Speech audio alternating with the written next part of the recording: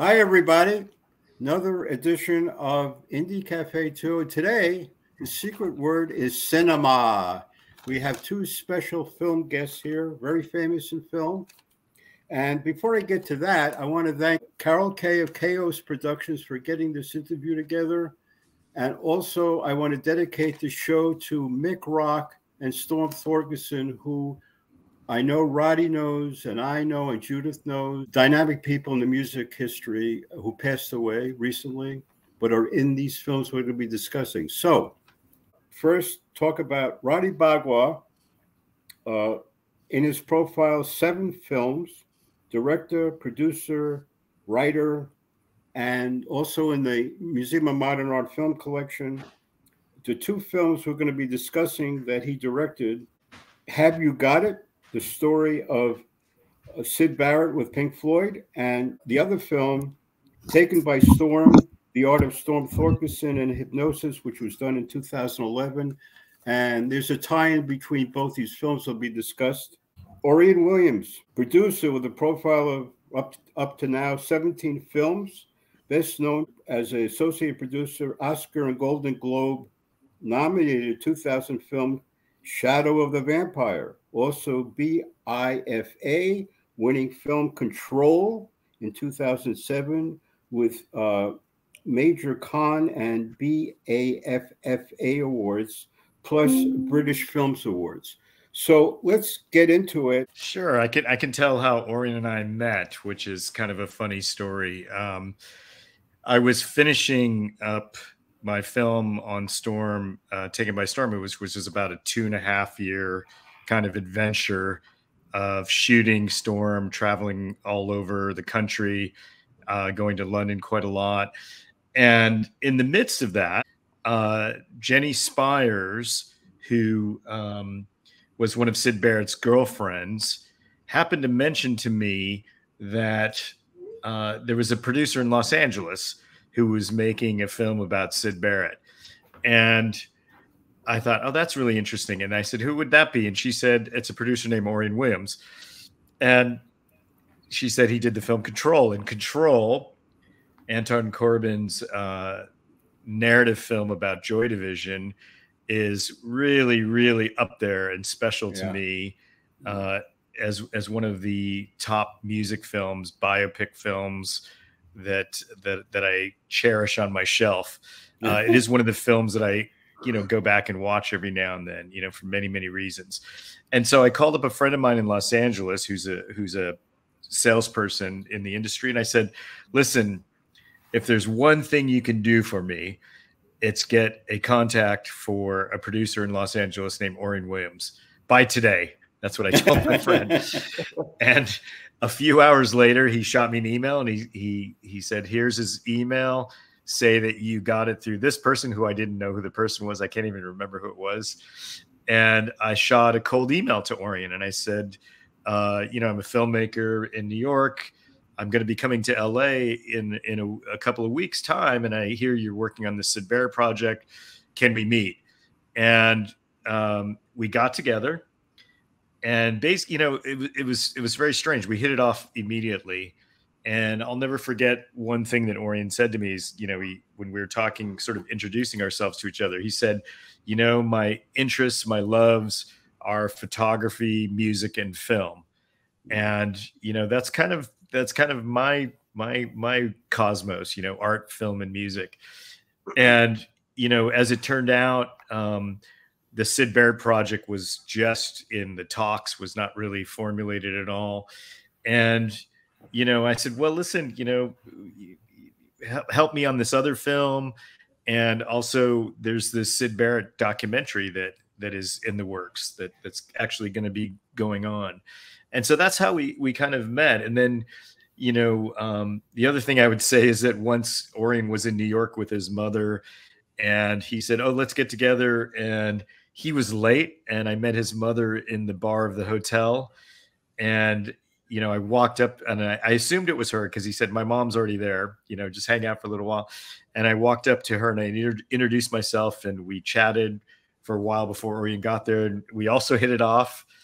And I remember when Orian walked up, she said to him, you're going to produce Roddy's films from now on. And she said something like that. So I had the blessing from his mom too, as well. So that was kind of great. But so, you know, Orian and I worked really probably much more intensely on the Syd Barrett film. The Storm film was kind of in post at that point. And, you know, it was really, really key in giving feedback all the way through the process of making the film. He also was key in getting the interview with Pete Townsend. Pete's in the film and he can tell that story. And also really key for, you know, getting our narrator, Jason Isaacs, the actor, to narrate the film. He was really key in that. You know, we were kicking around who could narrate the film. And at first we were thinking about different musicians, and I contacted a few musicians. And then, you know, one day Orian said to me, you know, I don't think it should be a musician, because I think it's kind of strange to have one musician kind of, you know, putting a stamp on another. So then we turned to actors, and Orian came up with a short list, and, you know, it worked out with Jason Isaacs, which was great. And he's been there through the sales of their film to Mercury Studios, and been helping with the distribution and everything else since then.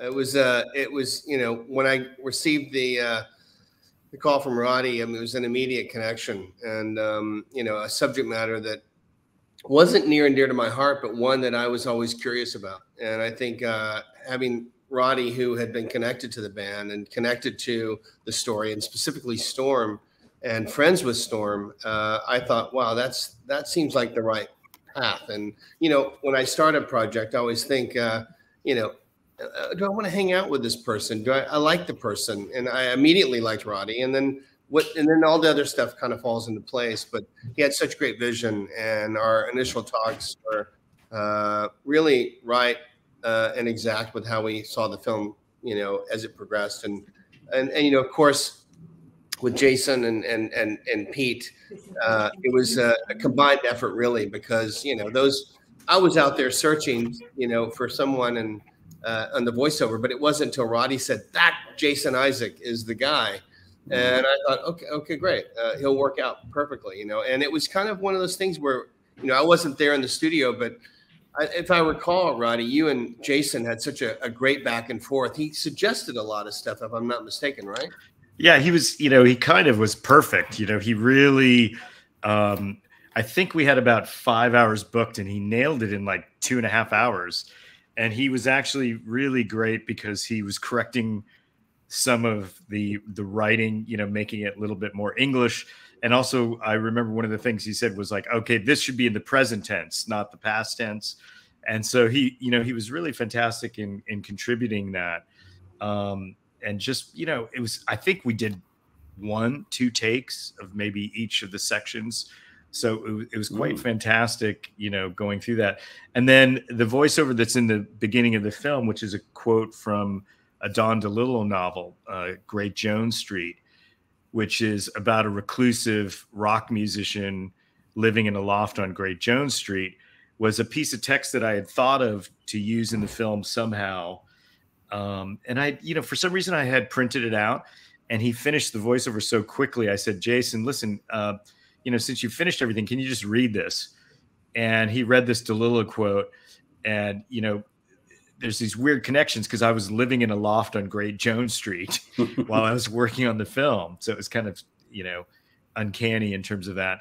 And he read this passage, which is all about fame and the public consumption of, you know, creative person's identity.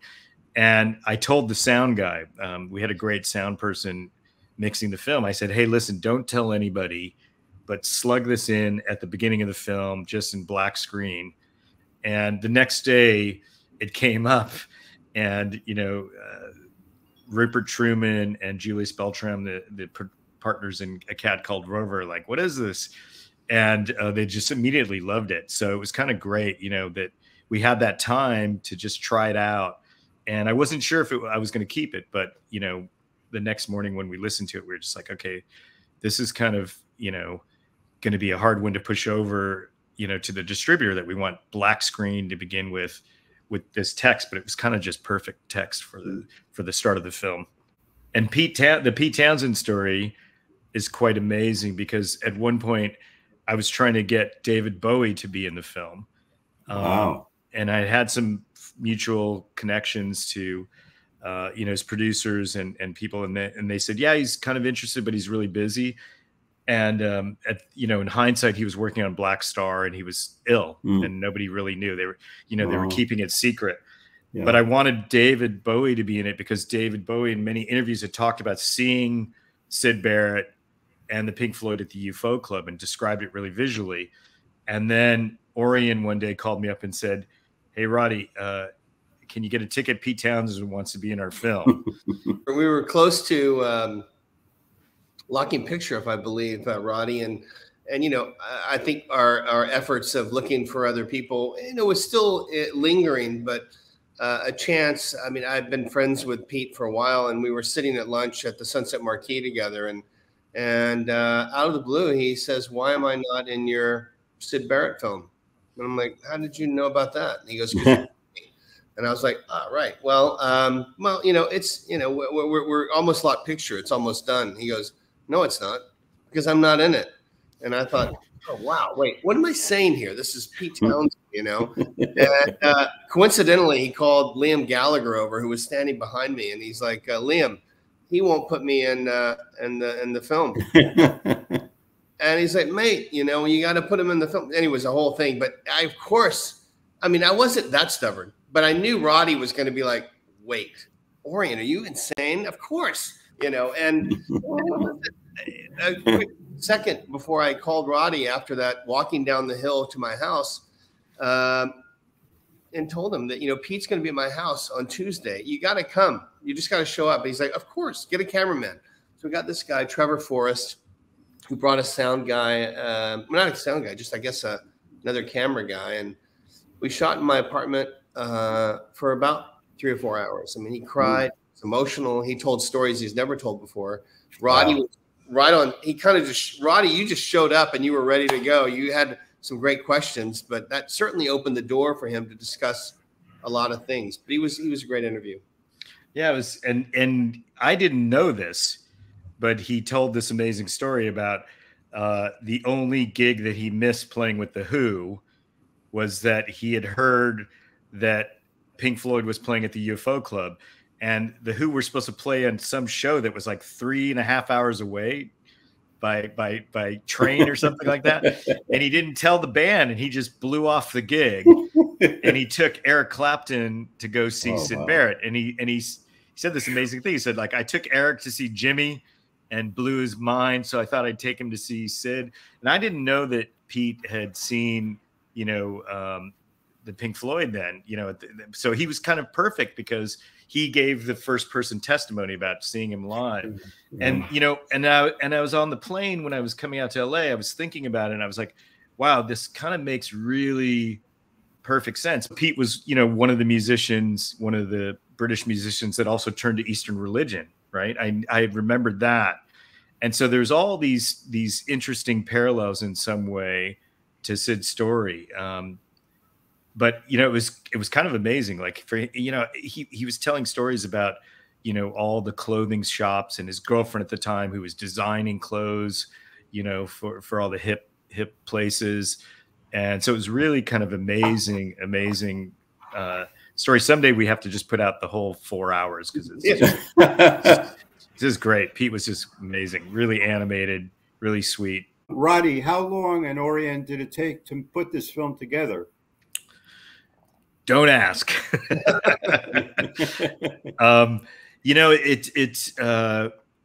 It took over 10 years to get this film done. And, while some people may freak out about that, I mean, there's a few things. I was doing other films in between. Orian was doing other projects as well. So it's not like we were only waiting around trying to finish this film.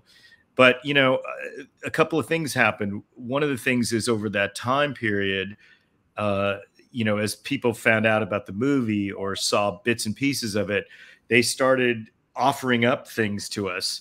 So there's a sequence in the film with Gayla Pinion, who was Syd's fiance, and she called up Rupert Truman, who was shooting the film with us, and said, "Hey, I've got the 2 engagement rings that Syd bought me still." And she mailed them. I was like terrified. She actually just put them in the mail and sent them over. I think she lives in France. And so we were able to shoot these 2 engagement rings, the actual engagement rings that he bought her. Wow. And then probably the other really big thing, and Pete was very late. Pete was like Orian said, we had almost locked picture. It was very, very late in the process. But then the other big thing was that I had read somewhere in some interview or some book that Phil Taylor, who's David Gilmour's guitar technician and was a road manager for Pink Floyd in the 70s, had a camera at Abbey Road when there's the infamous story or the mythological story of Syd showing up while they're doing the mixes for Shine On You Crazy Diamond, the song about him, right? This story.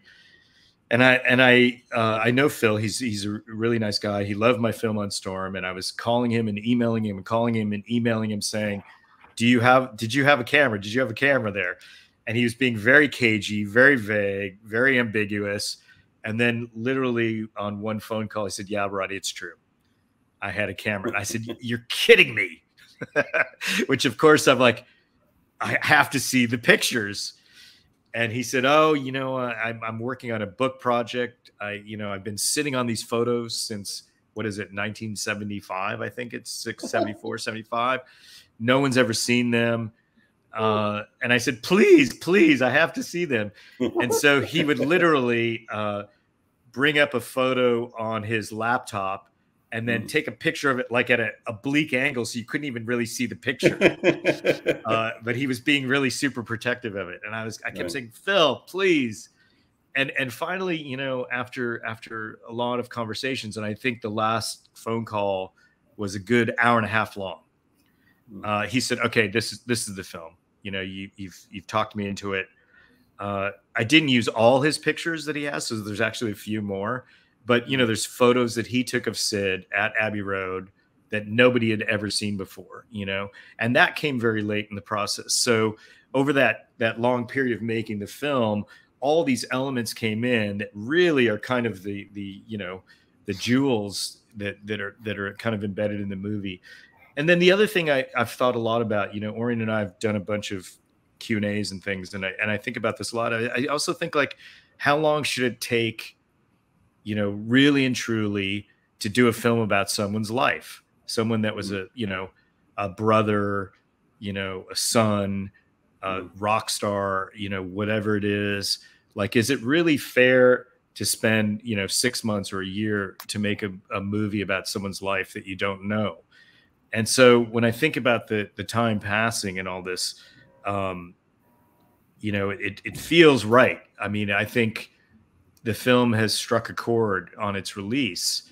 And so that time may seem long, but in essence, I feel like, okay, if this had come out 5 years ago, we wouldn't have had that material.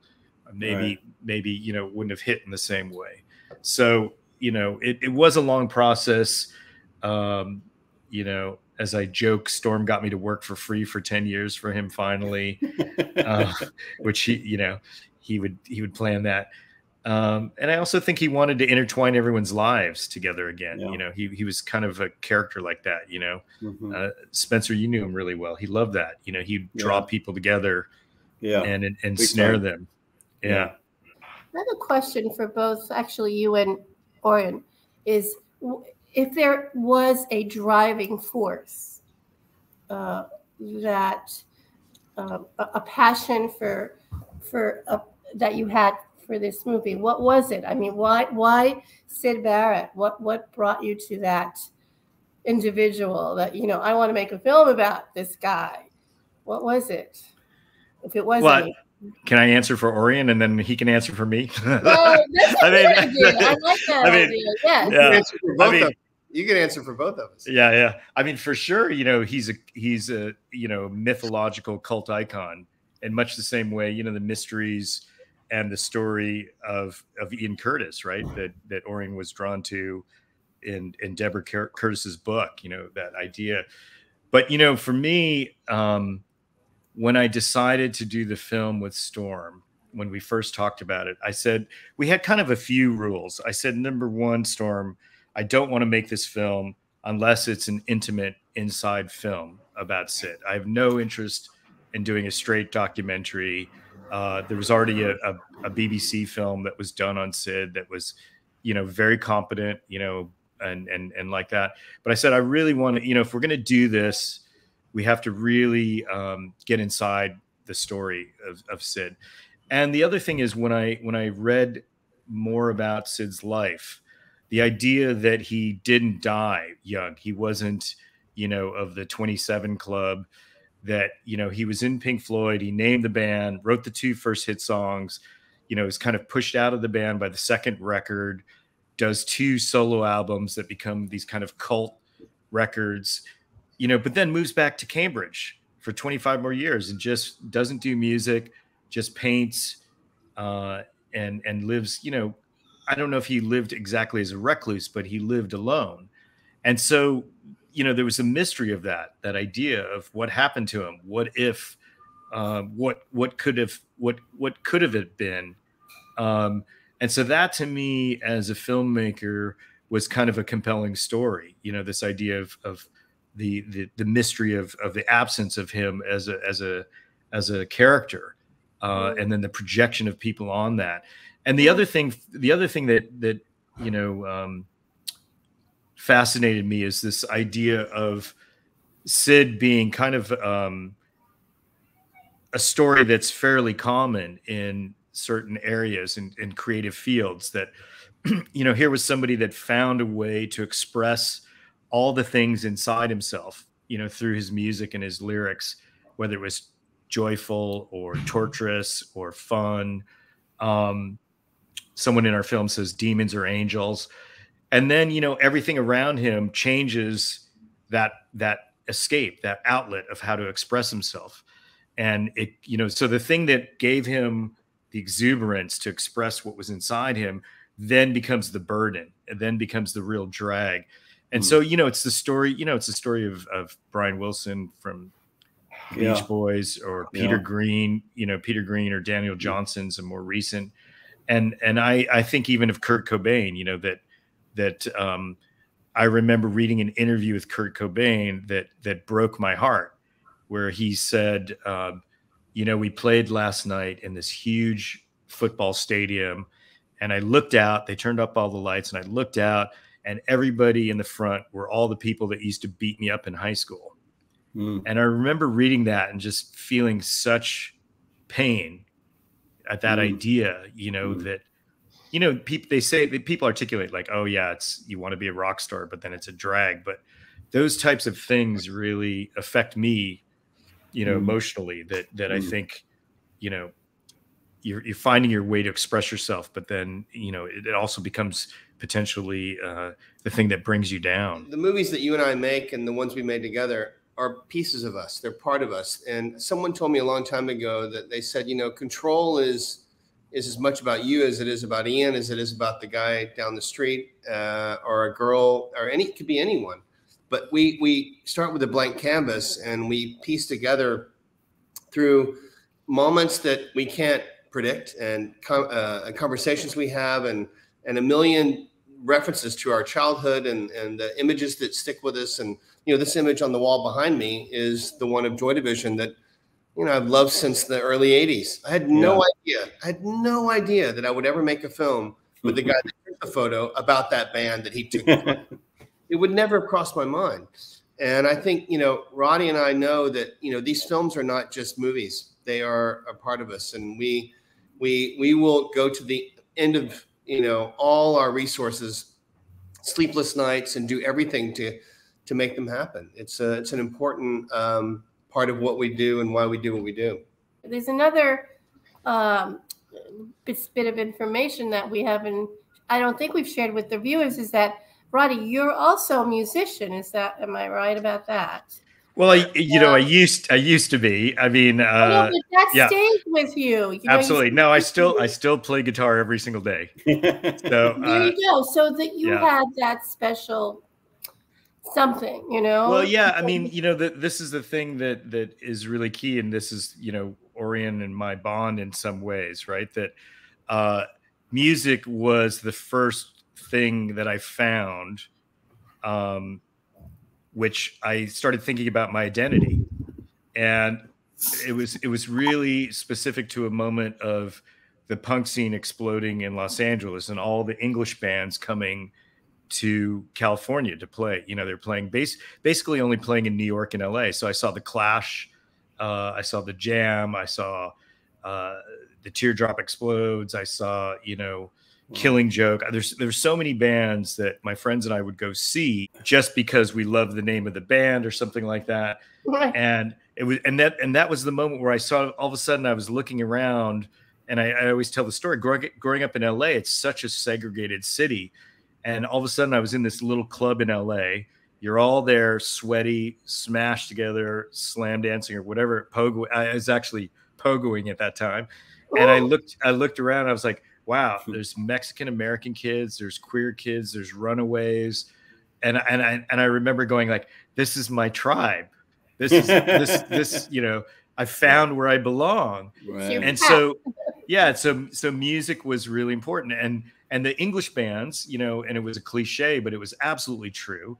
I remember when I met Paul Weller from the Jam, and, you know, they were a few years older than my friends and I, but they all said the same thing. They said, we just started a band, And literally my friends and I started a band.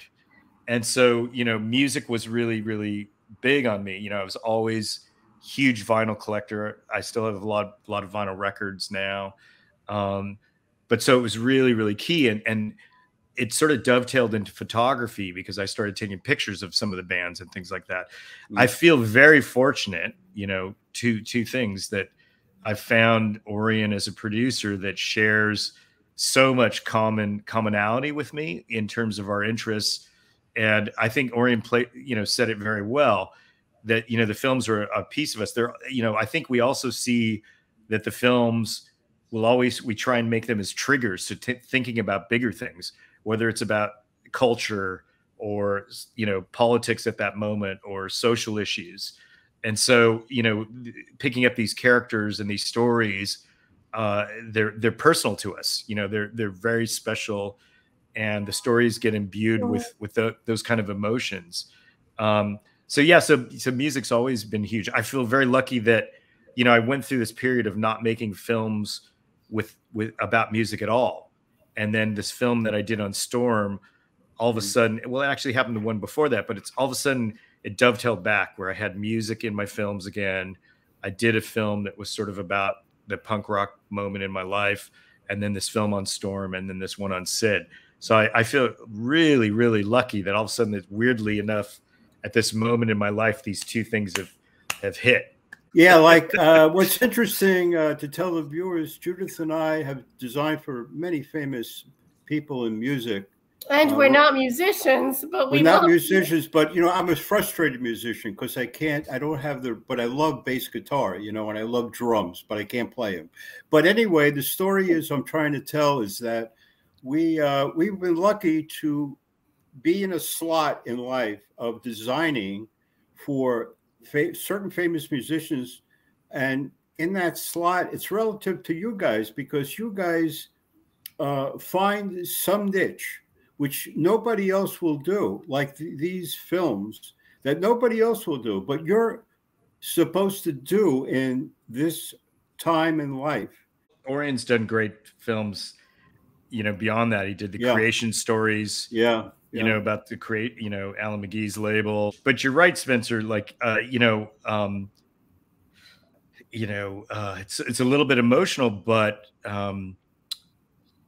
when I had a screening of my film on Storm, I think it was a party we had after the screening. I can't remember if it was the opening night or the closing night at Berlin, Jesse Malin's place.